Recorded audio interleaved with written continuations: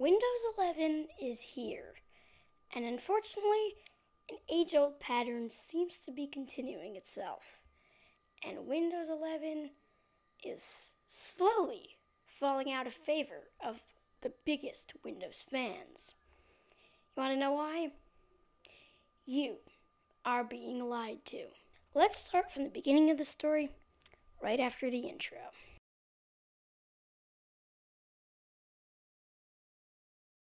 What's up, Nerderd? Welcome back to Rachel Tech. What is up, guys? I have not seen you in 3 weeks. I'm your host, Rachel Nudell, by the way. And where in the world have I been? We've actually been building this. It doesn't look good right now because we haven't put up the acoustic panels, so all you can see is the screens and stuff. But don't worry, goodness is coming. All right, guys. So, let's get started with the video, shall we? Unfortunately, there's been a pattern that's been going on with Windows for, I gotta say, since Windows XP. Let's start. Marcus Brownlee said this in his video, and I'm just quoting him. So he said that, Windows XP was a pretty good operating system.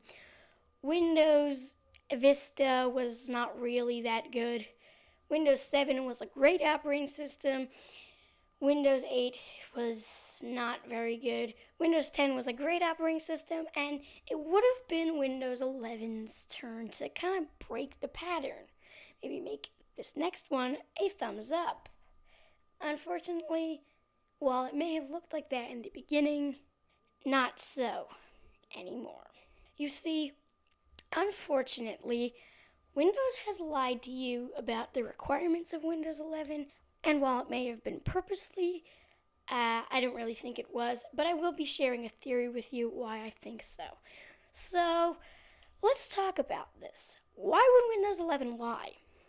Well, there was a video done by a channel called Gary Explains called Why You Probably Can't Run Windows 11 on Your PC. In the video, he says that most computers just can't support it. And Austin Evans made a video too.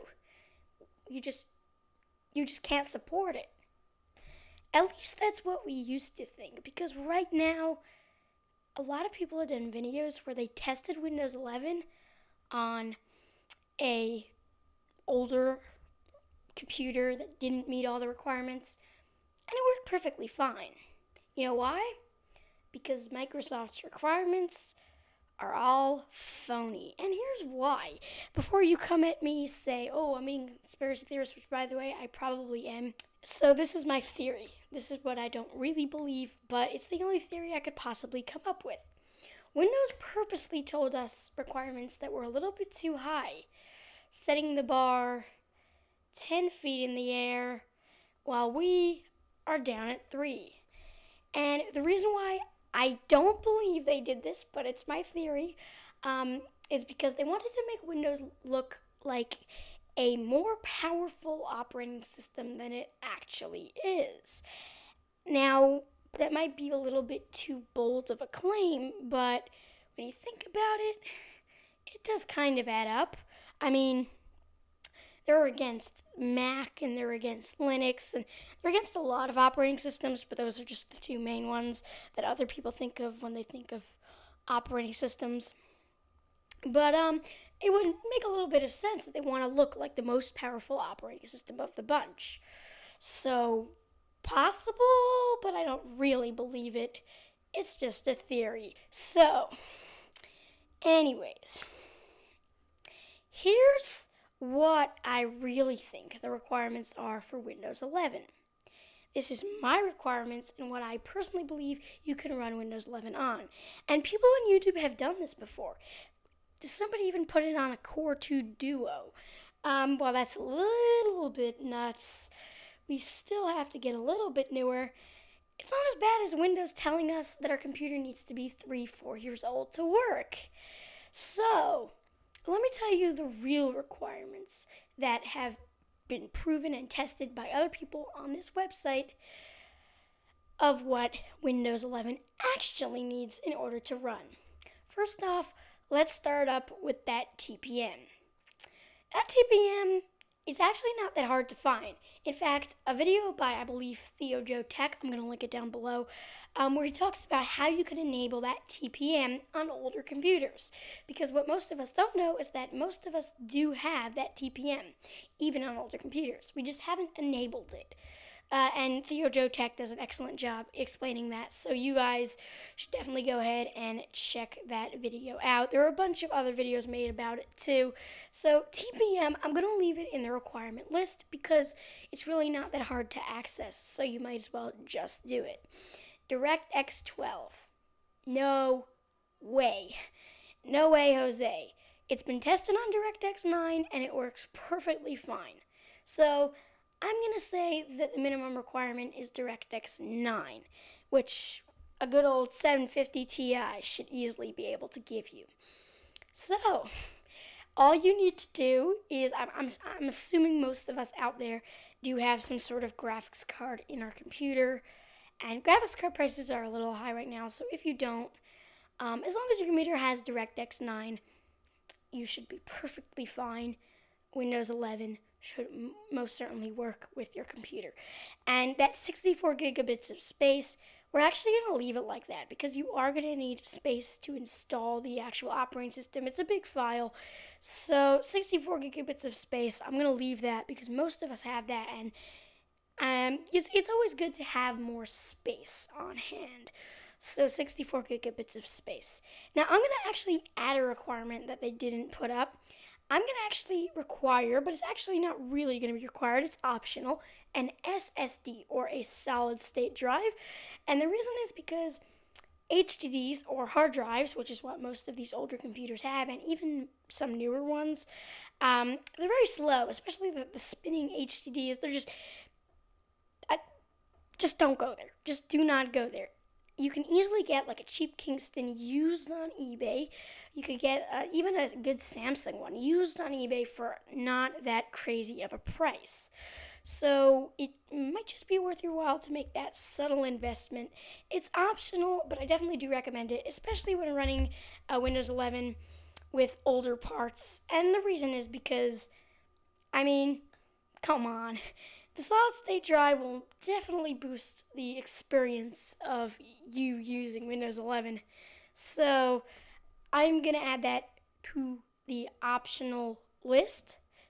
But if you can get a hold of it, definitely get a hold of it. Alright, so most of the other requirements of Windows, I'm going to leave it like that because most of us have them. But there's one, of course, the main one is the CPU. No way. You need like a Ryzen 7th gen or something. I don't know. I don't have an AMD. Not a Ryzen 7th gen. You need like an AMD 7th gen or something. I don't know. I don't have an AMD in my computer. I use Intel Core i5. Yeah, Core i5. I still haven't upgraded that. We're gonna have to do that soon. But it's an older computer that I upgraded, so don't blame me. But yes. 4th or even 3rd gen, but 3rd gen not exactly recommended. CPUs can definitely support it. I'd say 4th gen and up. If you do have that 3rd gen, there was a video where a person ran it on a Core 2 Duo, and they shared some interesting tips on how they got it to. So I'm going to link that below if you guys want to see how he was able to do it on such an old CPU. But I'm assuming most of us have like a 4th, 5th gen CPU. So if you can get that, get that. And I do plan on upgrading this to a Core i7. So, you know, that's what I'm going to say. 4th, 5th gen is going to be my minimum requirement because no way are you going to be able to run your Windows 11 on an 8th gen CPU without buying an entirely new computer. At least for most of us. Some of us have the option available, but most of us don't. So this is my list of new requirements. I'm going to put them in the description as well as on screen. But do definitely tell me about your experiences in the comments. You can test it out with the new leaked version of Windows 11. And let me know what you find, because maybe I'm being a little bit too low standards. Maybe I need to raise my bar a little bit. But I really do think that these are the requirements for Windows 11, and that Microsoft has lied to you. And you see, the real issue with this is that people took a very long time to get from Windows 7 to Windows 10. And, I mean, honestly, it was kind of not Microsoft's fault then, but it's certainly their fault now, because there are still people running Windows 7. Now, granted, there are some versions of Windows 7 that don't end support until 2023, but those versions some people are still running. If people are still running Windows 7 and you're already 2 versions of an operating system ahead, it's probably time to rethink your standards. And the first thing would be to lower the requirements for Windows 11, because yes, it is possible.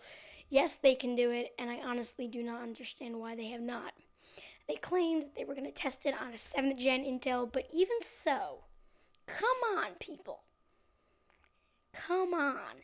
Like, who here has a Coffee Lake Intel CPU? Who? The Coffee Lake generation is pretty new, and most of us don't have that. So if they can lower their standards, which is certainly possible, then I have a feeling that they are going to have a lot more people switching from Windows 10 to Windows 11. And that's just my personal opinion. And I really, really, really do hope that they rethink their requirements, because they most definitely can do that. And, yeah, and also, I mean, come on. 75% of people by next year, I say, will still be using Windows 10 if they do not change the requirements. Are a little bit less than 75%, but definitely more than 50. And if that happens, it's going to be Microsoft's fault. So, yes, you can definitely run Windows 11, and no, Microsoft is not doing a good job of handling the PR for their new operating system. Anyways, guys, let me know your opinion down below. Let me know what you've tested. Let me know, I want to figure out what is the lowest we can go before Windows 11 just can't run. How old can we go before it's not usable anymore? I want to figure that out, so do help me. Try to run the leaked version of Windows 11. Try to run it. Figure out just how old you can go.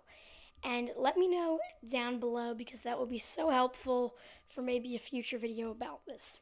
And of course, Windows, you still have time to turn this into this. So definitely think about that. Anyways, guys, I really have to go.